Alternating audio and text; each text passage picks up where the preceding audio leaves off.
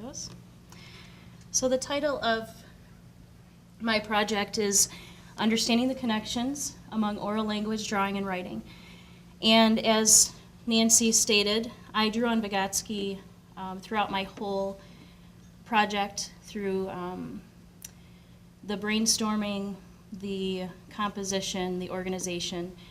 And that really started for me, my inquiry into this topic started with me in my work with the Grand Rapids Child Discovery Center. And I taught there at the start of my teaching career in kindergarten and first grade. And if those of you that don't know the Grand Rapids Child Discovery Center, it is inspired by the early childhood centers of Reggio Emilia, Italy. And there is a huge focus on using multiple languages, as they call it, to teach everything, to allow children to express their identities, form their identities, and using different provocations, if you will, to explore concepts of their worlds.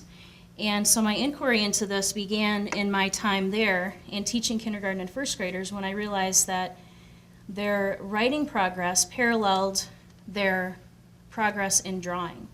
They did drawing, I would say, 4 or 5 different times during the day, where they were asked to draw their ideas about certain concepts.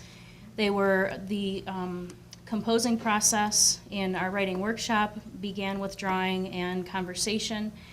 And so I began to put together some pieces of this big puzzle and thought way back when that this was something I wanted to look into further. So when I began my time at Grand Valley and in my first semester, took the research methods course, I knew exactly what I wanted to do. And while I get used to standing up here and not shaking, I'm going to let you watch a short video that really illustrates the foundational theories that I drew from as I was working on this project.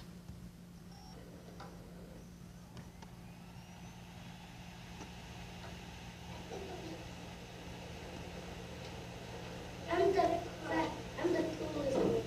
And I got the same like you. Look at this one. Went through on the squeaky. I'm the coolest one. I'm the same like you. Mine is the biggest one. Look at he's got that. This car crashed. This car did like that. And then this car did like that. Look at mine. And I would do that too. You need to jump over the what? Trying to do. The car was like, right? No, that's sharks. Yeah. You need to jump over. You're not. That's a shark. Yeah. You need to jump over the rocks and the fire and the spikes and the rocks. Okay, look at this car like, yeah. You saw that fire there and then you can stop.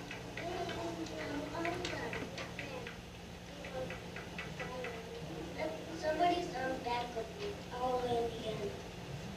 Somebody is already back at the end.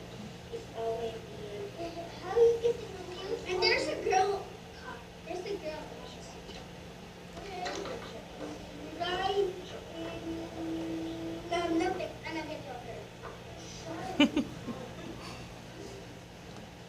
Somebody's already in. I'm right here. I'm right here. You're that. Yes, I'm the biggest one. Right here. That's right here. You crashed. It's you. That you crashed. No, that's not you. Hey,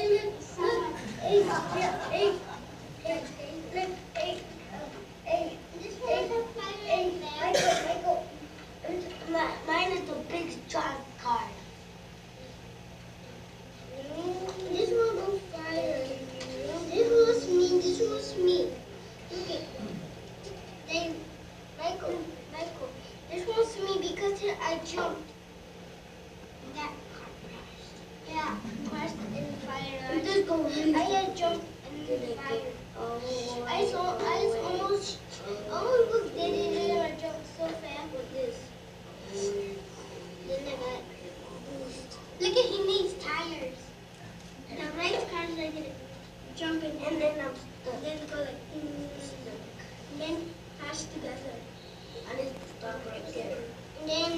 Then this was fire and got somebody gets drunk for me. Then he got dead. And I got somebody to be dead. You're here? Yeah. That's me. Then that somebody jump over you. No, that's you. That's you. That's your car. But this is different cars. You're blue team and you're blue team. Hey, look. You're blue team too. Somebody's stuck. I see that. This big car is somebody's stuck. Somebody's stuck. That car? Yes. That big giant car. It's stuck. What is that? That's mine. That's me. That's you. Oh, and that's me. This and David. Look at this you. That's you. This is Michael. Yeah. Let's go fast. I'm this one. Okay. I'm this one. Yeah. And you forgot to put windows. I'm putting windows in mine. On triangles or squares. Mine's and yours has. Somebody's stuck. And yours and you have windows. Look at this one's going faster. He can go faster. Then he wins. I'm just. And then he crushing wheels. And somebody's here. Somebody's here. Who wins? And then he goes faster. One person went in the shark and the shark doesn't talk to him. That's a dog? No, that's a person that the shark doesn't talk to. Oh. You're racing. You're the first one, I'm the second. Who, me? I'm driving away. And then, where's me? No, first one, I'm second. And you're there. And then I got a first and then I got no wheels. Everybody. And then I got big.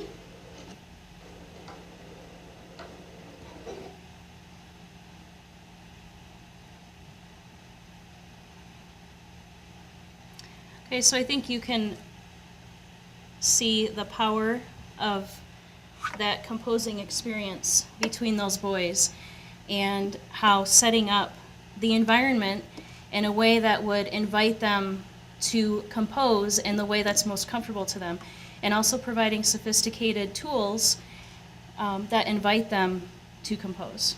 Kids love drawing with permanent markers. And these boys would not draw until I brought out the permanent markers. And so honoring their strengths in the modes of symbolic representation that they're most comfortable with. And you can see that they co-authored several stories right there together. So my problem statement involved several components. Instructional methods for emergent writers often focus on procedural skills devoid of meaning and context. Teachers of emergent writers are pressured to focus on literacy subskills to align with standardized tests, and authentic experiences with language and writing suffer. This type of early literacy instruction ignores the critical thinking skills that are developed through the interconnected modes of symbolic representation of oral language, drawing, and writing. So even in the more, writer-friendly curricula, I think that there is a push toward, in the literature provides evidence of this as well, and I think all of our own practice, we can see that there is a push toward just learning how to write the letters, learning how to spell the words, learning how to form a sentence and punctuation, and the meaning behind writing and symbolically representing our ideas of the world is lost. So the conceptual framework involves 4 components: emergent literacy, social constructivism, oral language development, and children's geographies.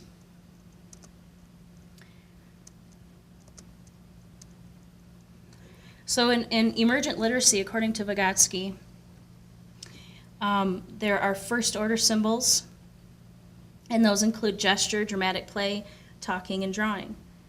And when you move into conventional writing, that would be considered a second-order symbolization. And in between there, drawing helps to connect the two. So when you're teaching emergent writers, if you take away drawing, if you take away their symbol system that they're most comfortable with, that they're naturally developing, then their ability to communicate through conventional writing is lost. There are also sociocultural factors. As you can see in that video, those boys had ideas of their world about whether or not girls should be included in their car race and who's going to be first. So their roles within their play even, and their drawing could be considered play, are being expressed. I'm going to try to move on here. Deep literacy development occurs when the national symbolization process is nurtured. So that is one of the foundations of this, this project. I'm going to skip through this one. Oral language development was another huge component in that a lot of times children aren't allowed to actually talk before they write. The teacher says, here, you write about this, this is what's in my curriculum, and then the kids are supposed to get to work. Well, when they are, when you're talking about that natural development, it is, writing is actually thought put on paper. And in between there is oral language and drawing. So if you are not allowing the children to communicate through oral language or drawing, then the quality writing will be lost. So drawing actually is writing. As you saw in the video, the kids were composing together, orally and through drawing, and then the gestures and the sound effects, the cars racing and the exploding and the fire and carnage and all of that stuff. So that was all part of their composing process. So this just shows the how the transition to writing works according to the theorists that I studied. Spoken language plus drawing leads to conventional writing.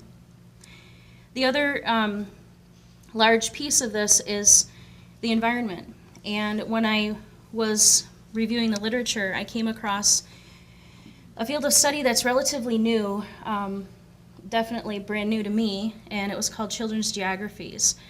And it involves the study of the socio-spatial marginalization of children and how schools have and the environments within schools have marginalized kids in their learning and the development of their own identities.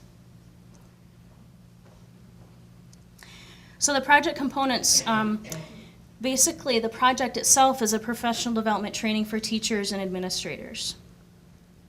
And I would be presenting on the foundational theories and current research and literature on oral language development, emergent literacy, and the use of drawing by emergent writers. And it would ask the attendees to examine their practices and the learning spaces that they are setting up for their children. And then also offering some options for instructional methods that integrate storytelling, drawing, and writing for their emergent writers. I'm going to go through here, and I talked about the tools a bit. If you give kids sophisticated tools, they will produce sophisticated things. So crayons and coloring books don't produce sophisticated things. So those were some of the